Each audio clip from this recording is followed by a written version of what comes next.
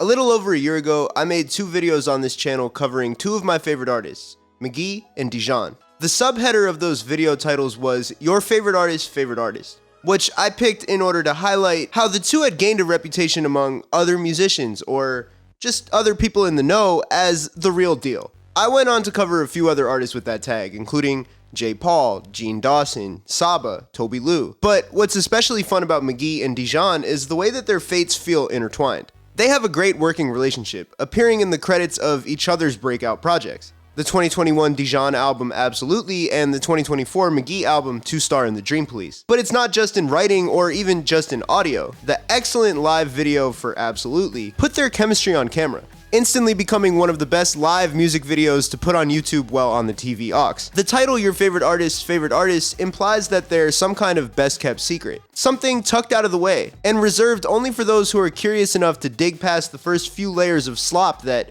modern social media and streaming service algorithms are going to feed you. But I'm pleased to report that in the last year or so, things are changing, and the 2 of them are slowly taking up more and more of the spotlight. And it's not just them. Artists big and small are updating their sounds to get with the times. Some of them are bringing McGee and Dijon into the studio themselves, and others are just trying their best to recreate that energy from the outside. Either way, music sounds a lot more like theirs than it did a few years ago. So today I'm going to walk us through the appeal of their music. Whether you're a new listener who doesn't quite get it yet, or an older fan who wants to better understand why it hits so hard. I'm going to go over the way that they've grown in the last year or so since I first covered them. And I'll touch on how they've influenced the music industry directly and indirectly. And then I'm going to get into how I think the next few years of music might pan out based on the way that these guys have started. But first, if you like videos on music like this one, I'd really appreciate a like and subscribe. I post a video every week. If you want to see them early, go to my Instagram, HADJI Gaviota, throw me a follow, and join my broadcast channel. I post all the links to my videos one day early in that channel for free. Also, I just got back from tour. Thank you all so much to everybody who pulled up. It was so cool getting to meet people at the shows who came up, whether they were fans of the music, just fans of the YouTube channel, or just people who took a chance on me. So I appreciate y'all for pulling up. Let me know what cities you want to see me in next in the comments. And last but not least, I have some merch left over from tour. Not a ton, but enough for me to put it online for y'all. Check out some of these things on the screen. They're all on my website. Appreciate y'all. Let's get back to the video. I've already done deep dives on both Dijon and McGee on this channel, so I highly recommend checking out those videos first if you haven't already. I'll link them in the description. But if you're new here or just need a bit of a refresher, I'll hit the cliff notes real quick. Dijon first started making some buzz in music in the mid-2010s as a part of the Maryland-based duo HADJI Dijon. The music was smoother, more electronic R&B. Their album Stay Up is awesome. Even though it's not on streaming services anymore, I highly recommend checking it out, or at least checking out the songs John B, Her, and Apple Pie. Their last release as a duo was the Often EP, from which the title track is an excellent transition between the HADJI Dijon sound and the Dijon solo sound. He ended up taking that leap and moving to Los Angeles, dropping a string of successful Spotify algorithm singles like Skin, Violence, Nico's Red Truck, along with a few critically acclaimed EPs like Sci-Fi 1 and How Do You Feel About Getting Married. All of these releases did a great job of slowly but surely building out the foundation of his sonic world. He was touring smaller venues, think like 250 to 500, 600 cap, and I was lucky enough to see him in New York a couple times back then. I was a pretty big fan of his stuff like from HADJI Dijon on, but with each release he began to separate himself further and further from that pack of the post-blonde alternative R&B artists that were cropping up around that time. His 2021 album Absolutely really shattered that ceiling for him, and saw him injecting more influence from folk and Americana into the mix. And then he completely destroyed all of those expectations with his 2025 album Baby, but we'll get there in a little bit. McGee grew up in New Jersey and played in rock bands as a kid before heading off to Los Angeles to go to USC's prestigious Thornton School of Music. He has a few earlier EPs floating around on the internet, but his first real buzz came from his 2018 album Pronounced McGee. The tracks You and I Know How You Get were standout Spotify algorithm bangers. I'm pretty sure that's how I found him first, from Discover Weekly. The sound was less singular than the stuff he's been doing since then, but it was still really great. It kind of blended in as a slightly funkier version of what the modern mid to late 2010s indie sound was. His 2020 project, A Museum of Contradiction, was his first real separation moment from that, playing with more forward-thinking producer sounds that you'd expect from someone like J. Paul, or from one of the collaborators on the album, Vegan.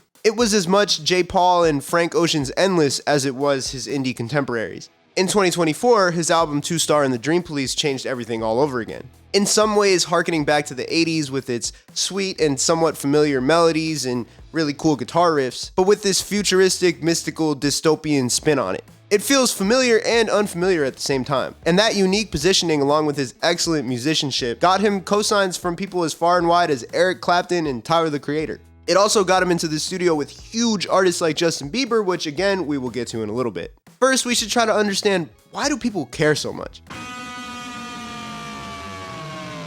If I had to pick one word to describe the overarching culture on social media and the internet in the last year or so, it would be slop. Spend any amount of time online these days and you're almost guaranteed to encounter it. Lazy content, clips posted with context missing, whether intentionally or not, sloppy AI-generated photos and videos. The New York Times first acknowledged the term slop in June of 2024, describing it as shoddy or unwanted AI content in social media, art, books, and search results. And the word has only gotten more accurate and applicable since that article was published. Here in the United States, our official government social media has even started posting AI slop. It's not even just online anymore. I was on vacation with my girlfriend in Portugal, and we went to this boba shop where I was like, oh, they have cute art on the wall. And then the harder I looked, the more I was like, this is probably AI. The same thing happened on the set of a music video that I shot last month, which you guys will see pretty soon, by the way. There was a second room and there was all this art on the walls and we were looking at it like, oh, this is cool. And then we looked a little harder and like the signs had gibberish font on them and there were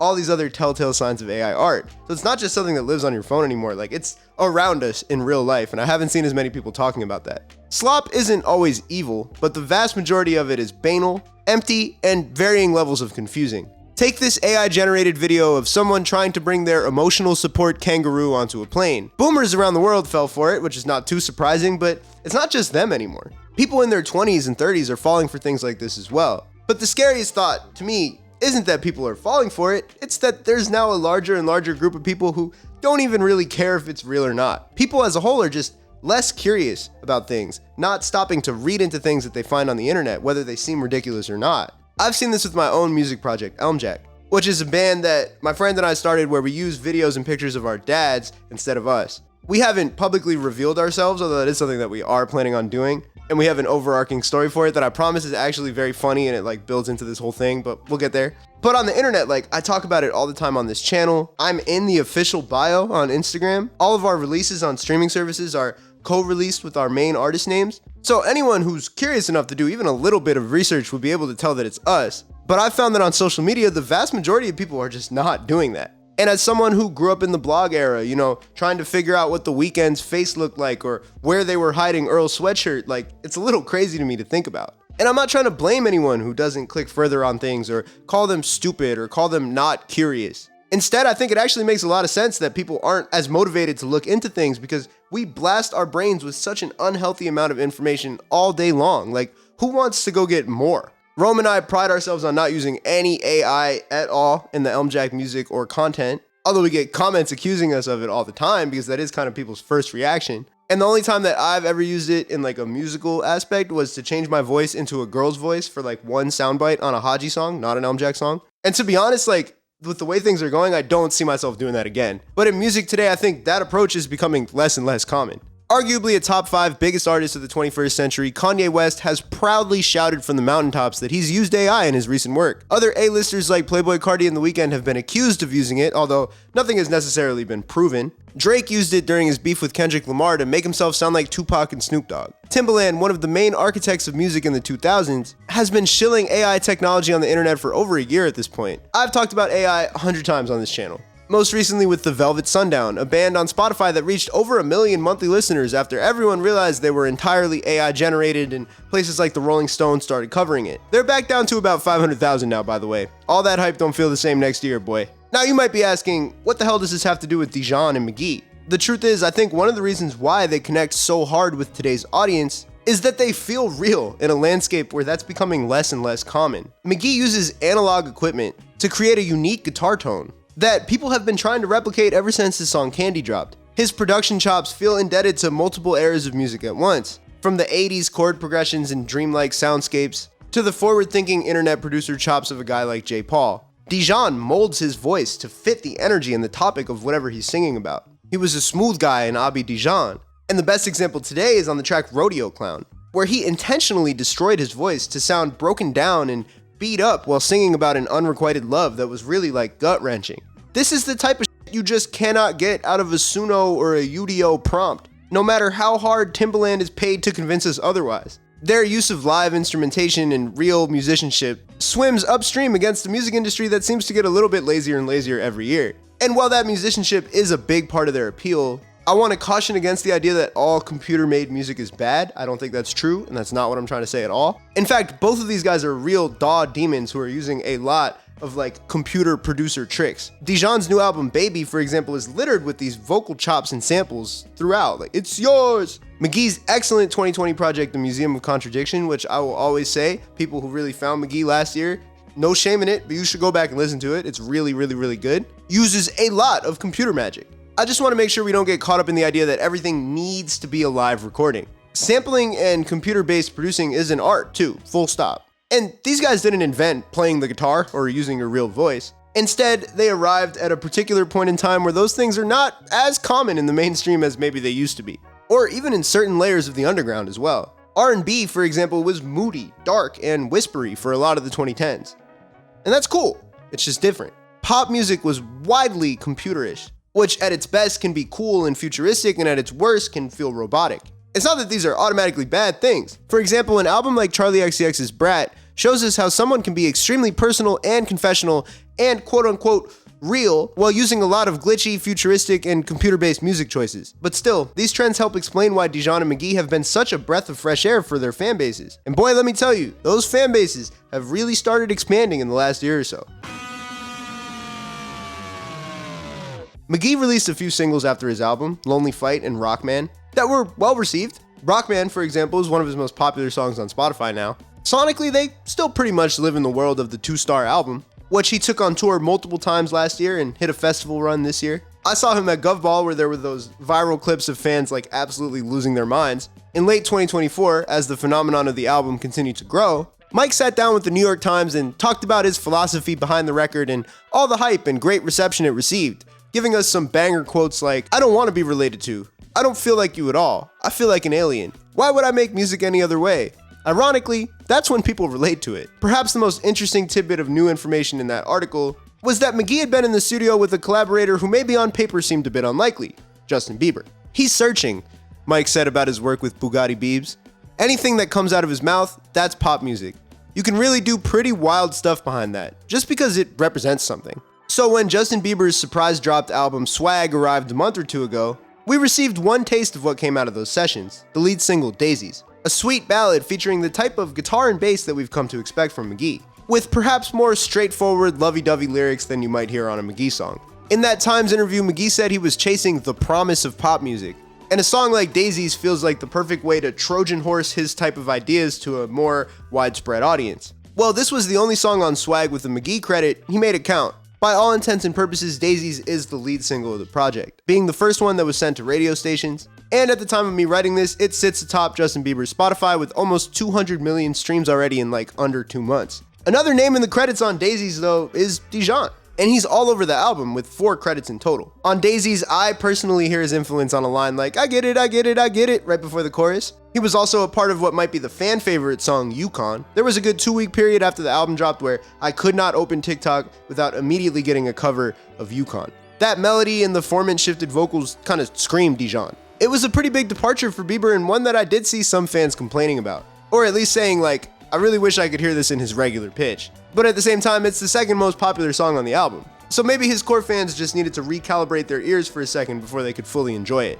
On top of the writing credits, Dijon got a full-on feature credit on the track Devotion, which to me is the big-time standout of the album. Feeling raw and sweet and honest in a way that can be tough for a pop star as big as Bieber to pull off without coming off contrived. Pitchfork put that feeling into words very nicely, saying that Dijon tended to smooth Bieber out, make him palatable, and anchor him in somewhat human feelings and emotional melodies. This wasn't even the only album that Dijon and McGee appeared on together. Earlier in the year, Dijon was featured on the track Day One on Bon Iver's album Sable Fable, while McGee appeared in the credits on the next track From. The fact that one of the biggest, most commercially successful pop stars of our generation and one of the most like auteur type pop stars of our generation are both working with these guys says a lot about them and what I think the future of music is going to sound like. But no need to look too far into the future when we can stay right here in the present. Because just a few weeks after the surprise release of Justin Bieber's Swag, Dijon returned with a surprise album of his own, Baby. The album feels punchier, sexier, a bit more focused than Absolutely, with some songs bleeding into each other seamlessly, and others like Freak It into Yamaha cutting off abruptly but intentionally. As the cover would imply, which is shot at Dijon's wedding, the lyrics delve into relationships and domesticity and fatherhood. It's a maturation both in theme and production style. The samples intertwined throughout are a really nice touch as well. My early standouts are the intro, the run from Freak It to Fire, and Kinda Love. But if it's anything like 2-Star or Absolutely, those choices will warp and change over time. It's only been out for a little while, so perhaps it's a little bit too early to make any grand statements about any kind of pantheon that it's supposed to sit in. And if you just want to get your opinions from Pitchfork, they gave it a 9.0 and a Best New Music, so you are allowed to enjoy it. But it's screaming to be unpacked and enjoyed many more times. And already, I'm sure, musicians across the world are starting to do that unpacking and apply it to their own work. It didn't take a new album or a Justin Bieber credit to see the very clear influence that both of these guys have had on music in the last few years. Whether that's musicians at home or honestly musicians that are already well known. I've talked about it on here in a couple videos, including one that I did on Influence where I talked a lot about McGee, and another video that I did about what copying really means in music, which I also talked about McGee and Dijon a little bit. It probably won't surprise you that since the last time I talked about it a few months ago, there are already a bunch more examples of songs that are being accused of being McGee-coded. Laundry Day, a New York-based band that I'm a fan of, just released a song called Supermodel that they have been teasing on the internet for a little while, and it has McGee written all over it, from the guitar tone to the chord progression.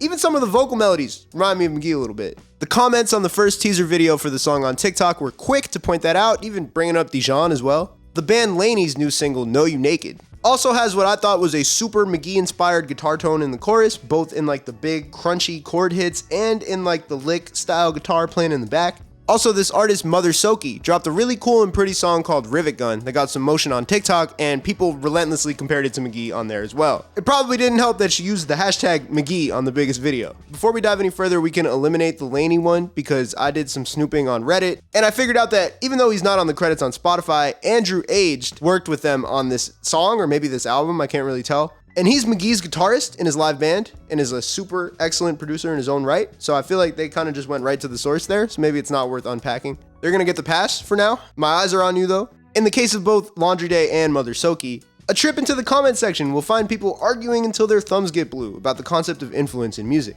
Oh, another McGee clone. Oh my God. TikTok user discovers the concept of genre. No, this is just like McGee. No, McGee didn't even invent this. He's a clone. And we should start by acknowledging that in both of these cases, there is really no plausible chance that they are unaware of McGee. Laundry Day is signed to R&R Digital, the same label that McGee is signed to. There's only 16 artists on there. Seems pretty likely they would know who he is. Mother Soki, again, was hashtagging McGee on her posts. But you know what? My take on this has really started to soften in the last few weeks. If you expected me to come up here and be like, copycat, evil, I don't know.